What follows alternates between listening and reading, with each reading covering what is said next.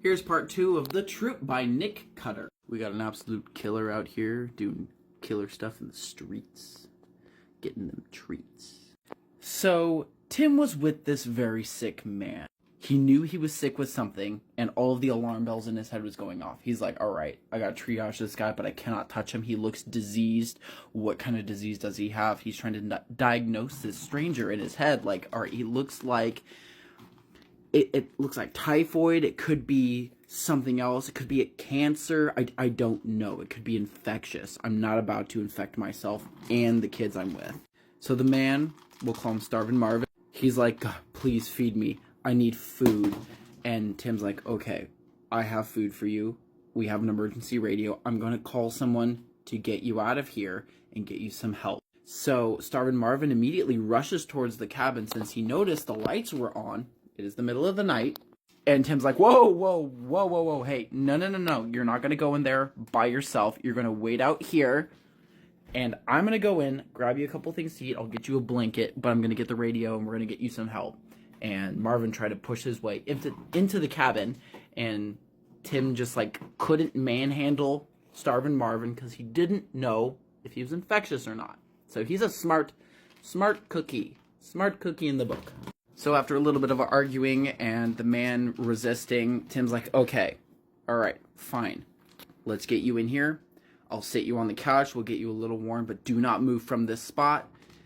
And Tim went into doctor mode. He grabbed a flashlight, he grabbed a first aid kit, and he began giving the guy a once-over. The first thing he noticed was not only his skin was rotting off, but that his clothes were a size extra large, and the man himself was a size extra small. He thought that was weird since the pants were belted up to the max with fresh holes poked in to cinch up the pants to his waist. The skin all over the man's body was hanging loosely off of his frame. He was described as one of those Shar-Pei Chow Chow dogs, with just so much folds of skin, it didn't look right. His entire body was bony, except his stomach was distended like he was pregnant. And Tim saw something wriggling inside of his gut. Something shift and move. Tim heard the boys stirring in their room, so Tim quickly got up, told the man to stay where he's at, went in, poked his head to the boys' room, and he's like, yo, we got a guy here. He doesn't look good. Please stay in your room. I will be right back. Do not, I repeat, do not leave this room. The boys were a little like, well, you can't tell us what to do, Tim.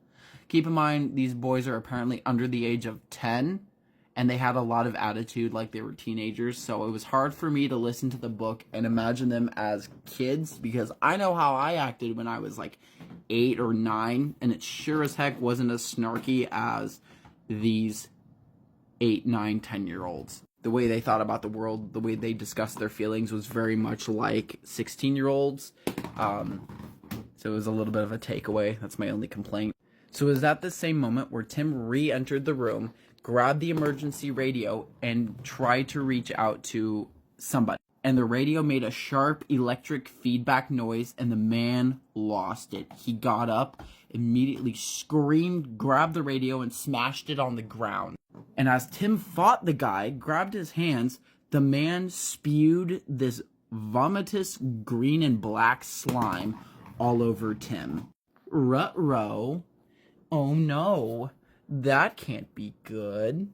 So the man continued to wig out, and Tim had his med bag close to him, and he had a syringe full of a type of tranquilizer to help put patients to sleep if they are in immense pain. So he quickly grabbed the syringe, jabbed this dude, put him to sleep. The man passed out immediately, and Tim freaked out and tried to clean the slime off. He was worried that he was going to contract some form of disease while being isolated on this island.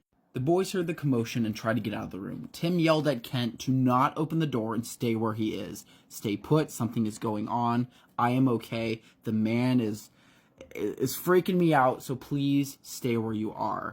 Kent was pretty snarky, and he's like, no, if you're not here in 30 seconds, I'm gonna come out there and I'm gonna tell my dad, who is a police officer, and I'm going to I'll fight this guy. If he's gonna be like a booty hole and like be aggressive, I can fight him. And he was talking big like he was a 16-year-old like football player in high school, but bro's like 8 years old.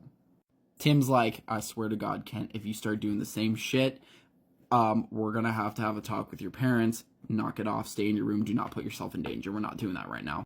So by the time morning hit, Kent, Newton, Max, and Ephraim got out of bed and began to investigate.